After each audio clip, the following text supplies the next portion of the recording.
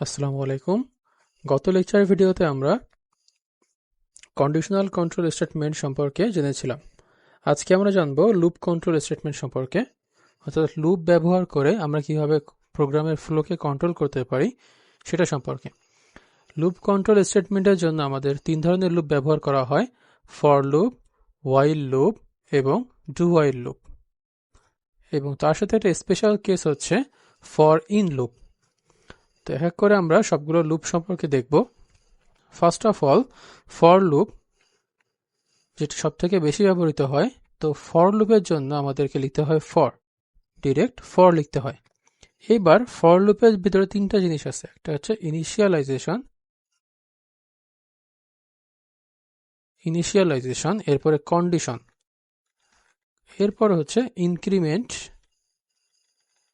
অথবা ডিক্রিমেন্ট, এবং এরপর সেই ব্লক, সেই ইফ এলস এর মতোই ব্লক। এই ব্লকে কি হয়, আমাদেরকে স্টেটমেন্ট দিতে হয়, কোন স্টেটমেন্ট আমার এক্সিকিউট হবে, স্টেটমেন্ট। এইটাই হচ্ছে মূলত আমার ফর লুপের স্ট্রাকচার। তো ফার্স্টে ফর লিখতে হয়, এরপর একটা ইনিশিয়ালাইজ ভ্যালু দিতে হয়, একটা কন্ডিশন সেট করতে হয়, এরপর ইনক্রিমেন্ট বা ডিক্রিমেন্ট করতে হয় এই ইনিশিয়ালাইজ করা ভ্যালুটার, এবং তার উপর বেস করে একটা স্টেটমেন্ট এক্সিকিউট হয়, অর্থাৎ এই ব্লকটা এক্সিকিউট হয়। এটাই মূলত ফর লুপের স্ট্রাকচার। তো একটা এক্সাম্পল দেখলে আমরা ভালোভাবে বুঝতে পারবো ফর লুপ কিভাবে কাজ করে। তো চলুন, ফার্স্ট অফ অল আমি একটা ফর লিখে নিলাম। ফর আই, ইন্টিজার টাইপ নিব, ইন্টিজার আই ইকুয়াল টু 1, অর্থাৎ এখানে ইনিশিয়ালাইজ করলাম, প্রথমে আমরা ইনিশিয়ালাইজটা করলাম, ইন্টিজার আই ইকুয়াল টু 1। এরপর কি করব, আমরা এখানে একটা কন্ডিশন সেট করব, I is less than equal 5, এবং প্রতিবার কি হবে, ইনক্রিমেন্ট করবে আই প্লাস প্লাস, আই এর ভ্যালু বাড়বে, এবং আমি প্রতিবার প্রিন্ট করব হচ্ছে হ্যালো ওয়ার্ল্ড, হ্যালো ওয়ার্ল্ড লেখা প্রিন্ট করব। তাহলে কি হবে, ফর লুপের ভিতরে প্রথমে একটা ভেরিয়েবল তৈরি হবে আই নামে, এবং এই আই এর ভ্যালু হবে হচ্ছে 1। এরপর কন্ডিশন চেক করবে যে আই এর যে ভ্যালু 1 এটা 5 এর থেকে ছোট বা 5 এর সমান কিনা। যদি হয় তাহলে আই এর ভ্যালু 1 বাড়াবে এবং ব্লকটা এক্সিকিউট হবে, অর্থাৎ প্রিন্ট লেখাটা হবে। প্রিন্ট লেখা হলো আই প্লাস প্লাস, মানে হচ্ছে আই এর ভ্যালু 1 করে বাড়াও। তাহলে প্রথমে ছিল ইনিশিয়ালাইজ করার সময় 1, এরপরে এখানে ইনক্রিমেন্ট হয়ে গেল 2, এবং লেখাটা প্রিন্ট হলো। প্রিন্ট হওয়ার পর আর ইনিশিয়ালাইজ হবে না, ইনিশিয়ালাইজ একবারই হয়। এরপর জাস্ট কন্ডিশন চেক করবে, অর্থাৎ আই প্লাস প্লাস হলে এটার ভ্যালু ছিল 2, এবার আবার কন্ডিশন চেক করলো, প্রথমবার এক্সিকিউট হওয়ার পর হ্যালো ওয়ার্ল্ড লেখা প্রিন্ট করার পর আবার কন্ডিশন চেক করলো আই এর ভ্যালু 5 থেকে ছোট বা সমান কিনা। যেহেতু আই এর ভ্যালু ট্রু, সো এটা কন্ডিশন ট্রু, আই এর ভ্যালু ছোট, 5 এর থেকে ছোট। এবার সে আবার আই এর ভ্যালু ইনক্রিমেন্ট করে দিল, তখন ভ্যালু হয়ে গেল 3, এবং এই ব্লকটা আবার চললো, কারণ আমাদের কন্ডিশন ট্রু হয়েছে, আই এর ভ্যালু 2 ছিল, কন্ডিশন ট্রু হয়েছে, এটা চললো।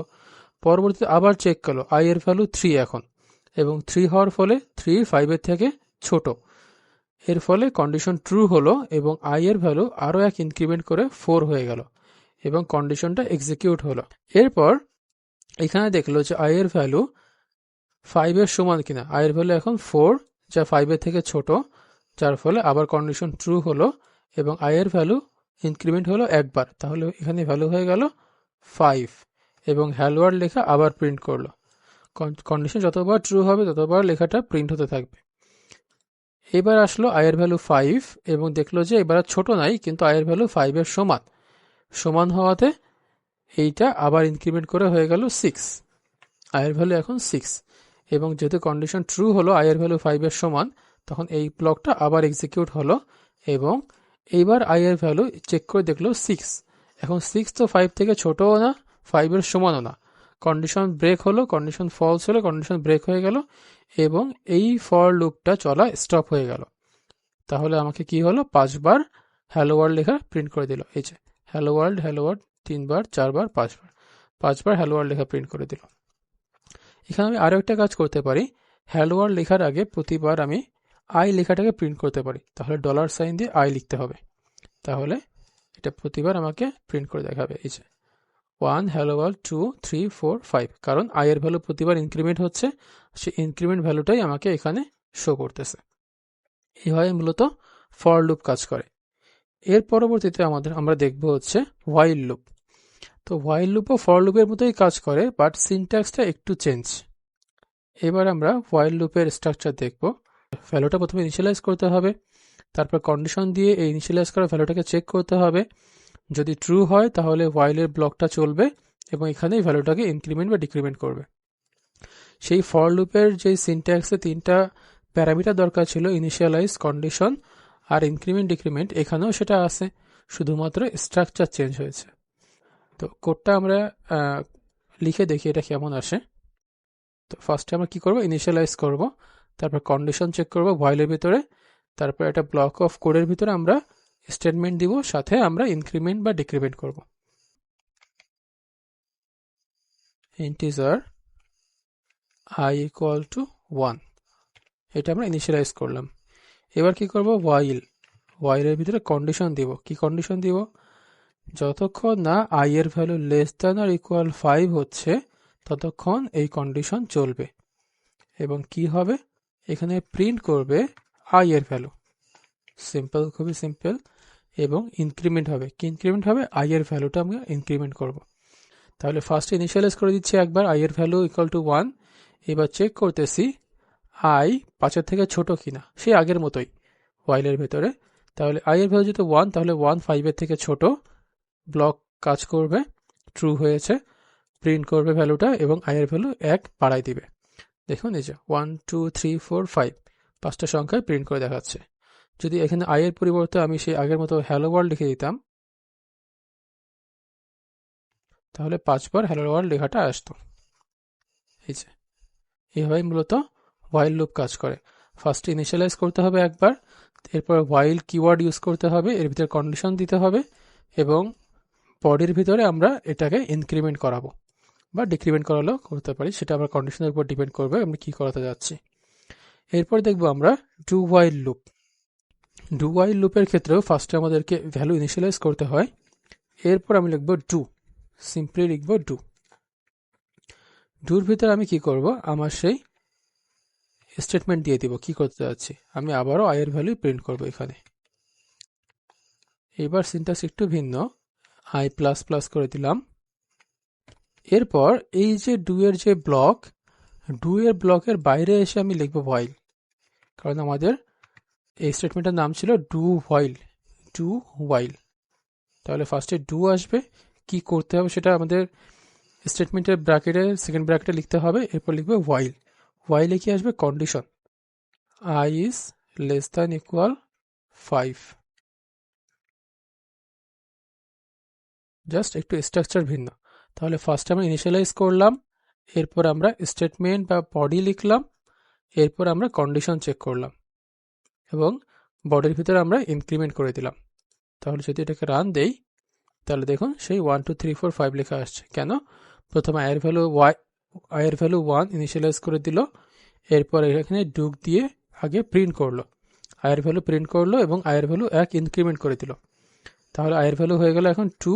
এরপর যে কন্ডিশন চেক করতেছে সে 2 5 এর থেকে ছোট কিনা, যদি ছোট হয় তাহলে আবার এইটার ভিতরে ব্লকে আসবে, 1 বাড়াবে, 3 4 5, এভাবে কন্ডিশন চেক করবে। ডু হোয়াইল লুপটা হোয়াইল লুপ থেকে একটু স্পেশাল বা ফর লুপ থেকে একটু স্পেশাল বলা যায়, কারণ এখানে আগে কোড এক্সিকিউট হয়, তারপর যে কন্ডিশন চেক হয়। মানে মিনিমাম একবার কোড কাজ করবেই, কারণ কন্ডিশন চেক করছে তো লাস্টে, ফার্স্টে তো কোড এক্সিকিউট করে নিছে, তারপর যে কন্ডিশন চেক করছে। এখন যদি আমি এখানে কন্ডিশন ফলস করে দিতাম, যেমন আমি করে দিলাম 1 আর এখানে করে দিলাম 5, এবার কি হবে, i এর ভ্যালু 5, তাহলে i এর ভ্যালু 5 থাকলো। হোয়াইলের ভিতরে আমি কন্ডিশন কি বলতেছি, i is less than equal 1, 5 1 থেকে ছোট বা 1 সমান। 5 কখনো 1 থেকে ছোট না বা 1 সমান না, তাহলে কন্ডিশন কি, ফলস। তারপরেও একবার এটা এক্সিকিউট হবে। দেখুন যেহেতু 5 ইনিশিয়ালাইজ করছিলাম, প্রিন্ট করতেছি 5, তো একবার 5 এক্সিকিউট হলো, 5-এর ভ্যালু বেড়ে 6 হলো। এরপর কন্ডিশন চেক করতে সে দেখলো যে 6 1-এর থেকে বড়ও না, সরি, এবং 1-এর সমানও না। সেক্ষেত্রে এটা একবার এক্সিকিউট হয়ে গেল এবং পরবর্তীতে যখন কন্ডিশন ব্রেক করছে তখন এটা আর কাজ করেনি। সো ডু হোয়াইল লুপের ক্ষেত্রে ফার্স্ট অফ অল একবার এক্সিকিউট হবেই। এরপর কন্ডিশন চেক করে যদি ট্রু হয় দেন আবার কোড কাজ করবে, লুপ কাজ করবে, আদারওয়াইজ এটা লুপ ব্রেক করবে। এর পরবর্তীতে আমরা ফর ইন লুপ সম্পর্কে দেখব। কিছু স্ট্রিং টাইপ ডাটা নিচ্ছি, স্ট্রিং ম্যাঙ্গো অ্যাপেল, তারপর নিব হচ্ছে বানানা। তাহলে আমরা আগেও লিস্ট করেছি, এটা লিস্ট নিলাম একটা, বা অন্য প্রোগ্রামিং ল্যাঙ্গুয়েজটাকে অ্যারেও বলা হয়। তো অ্যারে বা লিস্ট যেটাই বলেন, আমরা একটা লিস্ট নিচ্ছি। এবার এই লিস্টের থেকে আমরা একটা একটা করে ভ্যালু নিয়ে প্রিন্ট করাবো। তো একটা একটা করে ভ্যালু নিয়ে প্রিন্ট করার জন্য কি, প্রথমে এই ভ্যালু নিতে হবে, সেটাকে প্রিন্ট করাতে হবে, তারপর এই ভ্যালু নিতে হবে, সেটাকে প্রিন্ট করাতে হবে, এটাকে নিয়ে প্রিন্ট করাতে হবে। তো একই কাজ বারবার করতেছি, তো এই জন্য আমাদের কি দরকার পড়বে, লুপ দরকার পড়বে।